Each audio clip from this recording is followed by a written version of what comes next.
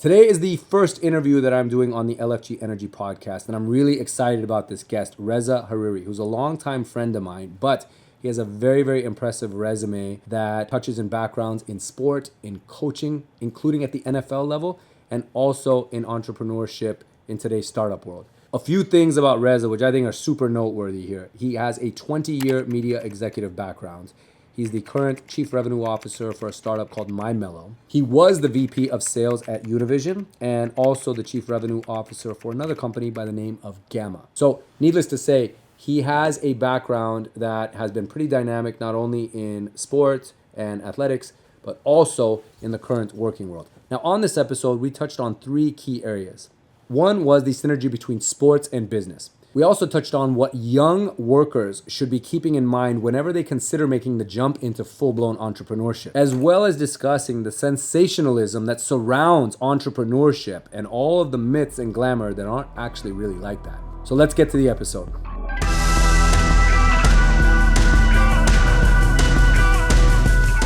Entrepreneurship is sensationalized across the whole world. Everybody sees it. They see how you can get rich. You can start a company, go public, and people think, oh, I'll just ditch my 9 to 5 and go, and it's going to be a piece of cake, right? Even with a family. I heard this expression once that from an editor of a magazine, which ultimately ended up failing. And the guy said, I hope my children never realize or never have to grow up to realize that I was dancing around the rim of a volcano that whole time, because it was literally that dangerous and touch and go. You made the jump from a career with salary, everything pretty stable. You could clock in, clock out. You got that security, to taking and risking it all and betting on yourself. Tell me about that. Yeah, I mean, I don't know if it was the smartest decision. It was kind of a rash decision, and it's hard to give up the office, the expense account, the title, and what you think you've worked up to all of a sudden, staying at the circus when you go to a convention in Vegas and trying to figure out, what is the best way to grow a company and watch your funds. And like you said, it is the rim of the volcano because there's not a lot of revenue coming in and a whole ton of revenue going out. So it is a really challenging thing if you think about it. So I didn't think about it, and I kind of jumped both feet in, and then all of a sudden you're at the deep end of the pool like, oh my God, I don't even know how to swim. What am I doing? But it's the best self-realization of what you're about, right? I mean, it's your naked truth to yourself. Like, you always believe you can do something. You always believe you can bet on yourself, and not a lot of people take that bet. Everybody speaks that game. And when I was in the deep end of the pool, I was like, all right, I guess I did bet on myself. So now it's time to figure out how to swim and figure out how to make it. And you probably, like anyone, I mean, doubts are part of it, right? And as time goes on and maybe there's not these huge successes that you might have been counting on or expecting at a certain point, they're not hitting at these milestones, and you got to push these timelines out and explain it to your family or those that are counting on you, your parents, your friends, like, oh, it hasn't happened yet. Like, talk to me about doubts, because they creep in, right? You're only human. It starts with the external doubt. There's not a ton of people who, though they may say they support you, not a ton of people believe, you're going to be the next Elon Musk, or you're going to be like, no one believes that, and not that you're portraying that, but no one believes someone's idea is going to make it because they're taking a chance, right? You're going against the grain. Yeah. And then secondly, then it's your inner circle, right? I mean, as much as your family wants to believe, you got to pay bills, you got a kid at home, you got a mortgage. And that's another doubt. Like, why would you take this risk? Why wouldn't you, continue with a steady paycheck, knowing where you're going to go, continue your rise? And then with all that doubt, as much as you're blocking that out and fighting through it, there's a lot of dark days where you're doubting yourself, where things aren't going right. I mean, I remember early on, every holiday or a 3-day weekend or Christmas was like the worst time. Where, in any job, you look forward to that. When you're in a startup, because you're either trying to talk to a money person or a client or something, it's another week, another month, another day that's going to go by that you can't have contact because they're on vacation or they're doing something, or they're on spring break, and all that is another day of not taking a paycheck, not, moving your business forward. So all that kind of adds up, and the doubt does seep in. There's there's moments, but like you and I talk about in football, like you got to think like a defensive back. Like you got to have a very short-term memory, and you got to just get through your darkest days and get back up again. You got burned for a touchdown, but you don't remember. Here we go. Let's line up again, and another day, another play. That's right. And the essence of LFG Energy, which is saying, I got this, no matter what, no matter how stacked the odds are against you, no matter how tight against the wall your back is, you got to burn the boats and take the island, as Tony Robbins says. Like, you don't have a choice. Right.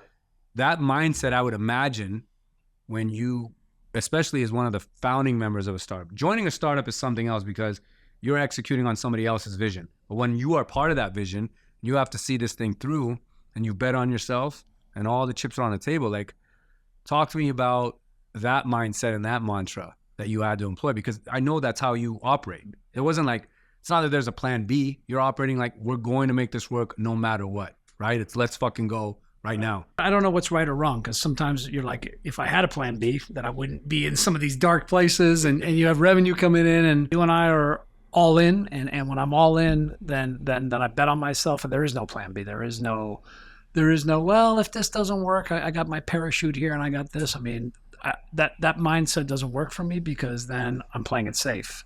I'm either, turning up and going all in and going into the fire and feeling like I'm going to get out on the other side, or I'm going to kind of dip my toe, but just you're not fully in. And the other play is the legacy play, right? Like for you and I, it's important for me to set the legacy, to obviously make my father proud coming from the heritage we do, but also to make my daughter proud, because there is a sense of purpose to show her that if you do bet on yourself, and if you do believe in yourself, and if you continue to fight through whatever it is you do, it doesn't have to be a startup. I hope she doesn't want to do that, but it's that mindset that I want her to get, and I want her to know that she saw it firsthand, that her dad actually did it, that he, I don't know if she knows the ups and downs of it right now at 8 years old, but one day we'll be able to sit down and talk. You'll be able to share that with her. There is something to be said for children of entrepreneurs and watching their parents go through these things. And to your point, they're only exposed to so much, because you have to shield them from it, because you don't want them to worry. You're losing sleep, but you want them to sleep. You're not smiling on Saturdays out at the park because you're worried about stuff, or you're thinking about a million things, but you want them to have fun. But eventually at some point you do share those lessons, because that type of resilience and everything is how they're going to learn. Sometimes a startup doesn't work out, and then you got to pivot. And that is a hard thing too. Do you go back to safety of, maybe the old job or the old way, or do you take these learning lessons and propel it forward into something else? We had the original startup that I left the corporate world for, that we launched, we were able to raise $4 million and launch it. And it was an idea way ahead of its time.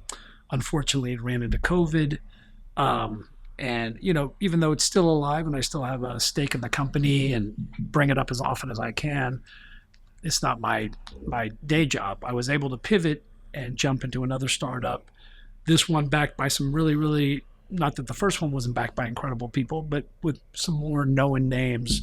Friend of mine who's the global head of Apple Music, with Apple behind him and A24 behind him, and obviously his name. So he was able to raise a lot of money, but whether it was 4 million or 250 million, it's still the same thing. It's still the ability to execute. It's the ability to believe. It's the ability to strategize, to have a clear vision and then execute. And like we constantly talk about, and I try to remind everyone, is there's no $1 billion idea. There's only $1 billion execution. And that's how you move a product, move an idea, move a business forward to where you believe. I mean, because you can believe in yourself all day, and all you have is these ideas and you never execute, then, much like anything else, it's going to go by the wayside. Yeah, that has to happen. Look, you're the son of Iranian immigrants, and people say there's immigrant mentality. It's a real thing. I think sometimes only children of immigrants can really understand that in each other, which is a huge amount of respect I have for you. That belief in oneself obviously played a big part. What advice would you give? Because we live here in the Bay Area, where there's a lot of people who are given the opportunity to either start something of their own or join something new and abandon everything that's safe and secure and go all in, take a leap of faith into something that might be. What advice would you give to, say, your younger self or some of these 20-something-year-olds that are here that are presented with such an opportunity? Do you do it? Do you not do it? How do you gauge it? Whether or not it's a good opportunity? How careful should you be? I mean, to me, I'd want to surround myself people that know what good looks like. So when someone's making a leap of faith, like I know my CEO knows what good looks like because he's taken, what iTunes was into what Apple Music is today. So he's seen that aspect. I know our president, took Yeezy's company to $1 billion. He knows what good looks like. So I surround myself with people that know what good looks like, and then you add your work ethic. But I also think you got to be honest with yourself. I think people look much like an athlete. You look at the end result. I love it when the lights are on. I love playing in front of people. I think I can be great. When the lights aren't on, how much work are you putting in getting ready for that moment? And you and I know in a startup, lights aren't on very often, right? Like there's very few moments where the light is on and you're shining. It's a lot of dark. It's a lot of dark days. And I think you're either built for it or you're not. And I think everybody looks at, the $1 billion and all these people that have, made all this money and all this paper money and, oh my God, he's worth this much. The reality is, just like a restaurant, there's thousands and thousands and thousands that fail for the one that you see, the Kakari that does well. And I think it's understanding that too when you go into it, right? You're taking a leap of faith. You're betting on yourself. Are you built for this? Are you going to be able to get through? Are you going to be able to pivot as you're going to have so many failures? And again, the chances of success, no matter how much you bet on yourself and the people around you, it's still not in your favor. That's definitely something to take to heart, because the point you made beautifully was you want to be around people that are good, or they've done something good, right? They know what good is. Right. Was exactly what you said. Right. The odds are already stacked against you. You can not necessarily turn them in your favor, but you can help keep the ball in play a lot longer if that's the route you choose to go, as opposed to more of the blind faith where you just throw something at the wall and hope it sticks with a bunch of other people that are also doing the same thing. Now, to tie back to some sports analogies, because there's a lot of synergy, and you coached at the collegiate level in the NFL. You've been around loads of athletes. You've been around athletes that have made the jump into entrepreneurship. You know some of them. You've worked with some. There's a lot of synergy between sports and business, between athletics and entrepreneurship. How have you seen, and nobody talks about this, everybody talks about all the shiny stuff of athletes, and they make their money and they go off and do great things, but there's very few Shaqs and LeBrons in the world that have done good things with their money. The majority of athletes, no matter how long of a career they may or may not have had, if they made some money, however little or lot it was, have burned through it pretty irresponsibly. You've seen a lot of that. What advice do you give to, say, a young athlete that suppose you're back coaching in college, this kid is likely going to make this jump. He's that good. But you, having a business background, you want to talk to him about something else, whereas everyone else is talking about what he's going to do in the league in this. You want to give him the other side because maybe he doesn't have good figures around him telling this, or maybe he doesn't have a dad in his life. What advice do you give that athlete to make sure that they're set up for some success when so many others are going to fail? Surround yourself with people you trust, right? Because that's a hard thing at that level. Incredible, because there's going to be people that are going to get in their ears that they think are smart or know finance or whatever, but get some people that aren't yes guys and aren't just part of your crew that are going to have the difficult conversation with you. But the other thing, much like you look at the people that are billionaires, right, and what their brand looks like. So Jay-Z's a billionaire, LeBron became a billionaire. These guys are looking at business differently, right? Like it used to be, and a lot of these athletes are doing in the NIL and all that, is they're taking endorsements checks, right? Arjun, I'm going to give you $500,000, do this Mercedes-Benz commercial. I'm going to give you $200,000, do Taco Bell. You're never going to be a billionaire with that. You're taking checks and you're blowing through checks and you're paying your agent and you're doing, paying your taxes. If you look at the guys in entertainment that are making money, that have made real money outside of their field, whether it's investing in a tequila, these guys are taking equity in businesses. And they're surrounding themselves, again, with people that know how to do those businesses well and are taking a stake in it. I mean, one of the best examples I see is like a Rick Ross, who's, part of our company. He doesn't take those endorsement checks. He took an equity piece in Bel Air. Bel Air went up to $3 billion. Rick Ross made $250 million. On the opposite end of the scope, there's lots of people that are just taking checks. And they're, now that these lists are coming out, they're like, well, I'm more famous than this guy. Why is he making more money? Because these guys are making better decisions, right? And it doesn't mean every company's going to hit, But out of the 10 companies he takes the equity piece in, all it needs is one or two of them to hit. It's going to pay off tenfold than that $250,000 endorsement check, that he's doing. So much like the athletes, I think they have to do the same thing, is start looking at business, not buy a restaurant or a club because that's what you're interested in, but look at things that make money and surround yourself with people that have seen what good looks like and how to make money, and investing in businesses, whether it's real estate or anything else, that can grow for them, right? Or even, aligning themselves with someone like you and understanding the mortgage business and taking a little piece in your company as you grow with them. So I think all those things are important. Again, they need to see what good looks like, be around, because there's going to be shady real estate people. There's going to be hey, buy this piece, and they end up losing. But it's to really set yourself up as a brand and set yourself up as a business where you can be multiple LLCs and you become a holding company. You have money and you're investing in things that can make revenue for you. The stories you've seen, the young men you've met and been around, is there a particular story that ever stood out to you, either at the collegiate or NFL level, that you can recall that was a beautiful story of someone who had no choice but to make it because the alternative in their life was just not worth going back to or pivoting to? Like, they had to make this work, right? It was LFG all the way or nothing at all. Is there a story there that you could share with us on? Yeah, I think there's lots of them, not necessarily, I think to me, you look at any of these undrafted free agents, right? Obviously a guy, an Austin Eckler coming from a tiny school, like all those guys, to me, there is no other chance, right? They show up to this camp. James Harrison is the perfect example. Guy got cut 9 different times, right?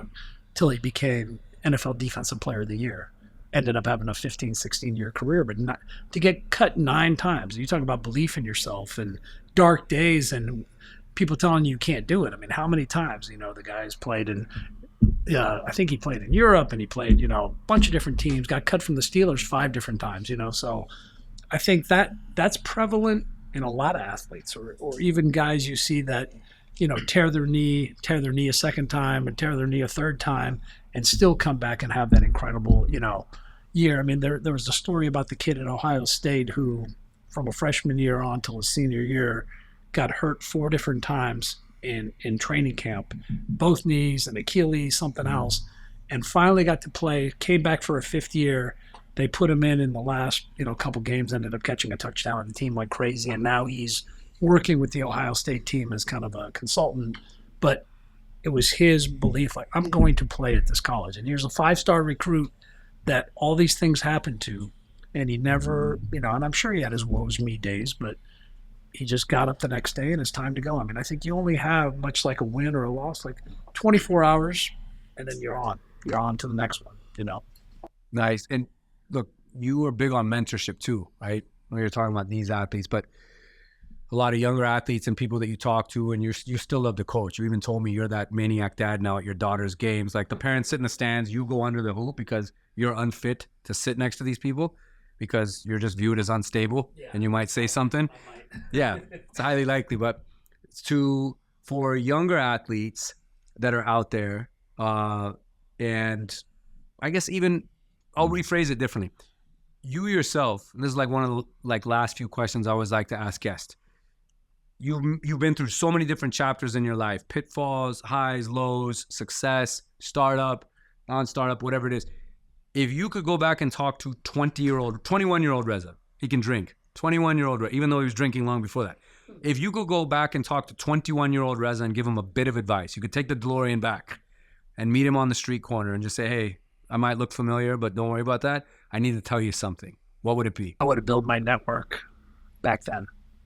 I would have started networking long below. I feel like if I had networked correctly, instead of just thought about ability, I could still be coaching in the NFL. I just didn't understand it's a who you know business, in life, and in sports, rather than what you know. Obviously, if you have both, then great, but you'll never get a lot of opportunity unless you know somebody. And when you get that opportunity, that's when your moment is shot, right? Like you're prepared for your opportunity, but you're not going to get a lot of those opportunities without a network. And if I look back on it, and once I got into media that, wow, a network really works. And I've seen how it's helped shape my opportunity. I mean, here's my opportunity at Gamba just because I worked with somebody when he was 17 at KMEL, and, you know, he saw what I did back then and we were friends. And, you know, 30 years later, here we are working together, you know, at you know, probably the most disruptive music startup there is out there. So that network is an incredible thing, and I see you doing it, and I see, you know, where it leads, and I don't think there's any substitute for that. No, there definitely isn't. So that's what you would tell 21-year-old Reza. Just say, build that network now, and be authentic, right, in your network. Because sometimes people build a network with just what can people do for me, instead of what can I do for others as well. And that's part of the network is people are going to call on you and rely on you, and you got to be able to show that you can show up and that you can make things happen, because now that just strengthens your network as people talk about you and make introductions for you. They're like, this dude can get things done. Yeah, because you've gotten it done. And that's what makes somebody, I think, an effective networker, is what they bring to the table. Exactly. You come at it not, what will you do for me? Well, right. It's not just socializing and having a drink with someone. Obviously being relatable and being humble and all those things, but it's also, can you get anything done? Like, what's the use of, you know, being part of someone's network if you can't get anything done for them? That's good advice to give your younger self. Yeah. I think he would thank you for it. But you're doing a good job of it now. You in making up for last time if there was any, because I met you in that context as a networker, right? Totally. At the gym, right? And that's how it happened. And our friendship, you know, has been built from there. It's been amazing ever since. The last question I want to always ask every guest: let's fucking go means different things to different people. What does it mean to you? I mean, you know what it means to me. It gets me fired up. I mean, I say it I mean, you've coined it, and I always love that you said it, but now it's become a thing since Brady and all these other people. But every time something exciting is about to happen, or every time we're about to, okay, we got the idea, now let's fucking go, right? Like, it's time to get it done, right? Like, the idea is done. Let's go now. We got to execute, and let's go win, you know, and with winning comes execution, with winning comes your strategy, with winning comes, and all that is part of let's fucking go, right? Like, it's not just let's fucking go and I run through a wall and I have no plan what I'm doing, right? It's let's fucking go, and I know exactly what I'm about to get done. So it's exciting, and it's an incredible phrase, and you know, I love hearing it on the sidelines. I love hearing when anybody does it, and sometimes you don't even know what it means when somebody scores a touchdown. They're like, let's fucking go, but it gets you excited. So I love it. It's more of an energy. It's an energy, right? Yeah, it's 100%. It's an energy. More of an energy, and it gets everyone around you excited. You know, yeah. I mean, I'll never forget going back to my crazy parenting things. My daughter had a nice little run on the sidelines in soccer, and you know, one player bumped her, and she got through. The second one, you know, actually threw an elbow to her head, and she got through, and the third one got in her way, and she ran her over, and they called her penalty on her, and I was, you know, went crazy. I'm like, let's go. I didn't say the F word, and I was screaming at her, and she's looking at me like, ooh, what are you doing, Dad? But it was exciting, and the other parents were yelling at me like, what's wrong with you? Everything. Everything. But I mean, to me, that's what let's go is. Like, let's fucking go. Like, you know, these obstacles weren't going to stop you. You're just so focused and motivated and excited to go, and the energy gets everyone around you excited. We appreciate you being on with us. How can our audience, support you and what you have going on right now? Well, I mean, obviously, thank you. I'm humbled to actually get to be on your platform. Know what a great work you've done, and this is awesome and fun to do with you. I mean, for me, not necessarily me, but you know, from our company standpoint, Gamma, with Snoop Dogg being one of our artists, we're in the process of launching a jewelry line with them once the deal gets detailed, and there should be a piece coming out on 420, which isn't necessarily jewelry. There'll be more jewelry pieces coming out, but you know, once you see that, and you know, we launched a website, go support it and celebrate on 420 with us. Nothing like having something to smoke with Snoop Dogg, right? No, nothing like it. A jewelry piece. Nothing like it.